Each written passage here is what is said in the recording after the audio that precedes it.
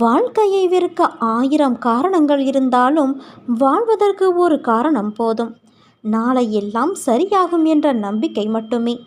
வாழ்க்கையை வெறுத்து போச்சு, இனிமேல் ஏன் வாழ வேண்டும் என்று நீ யோசிக்கிறாய்.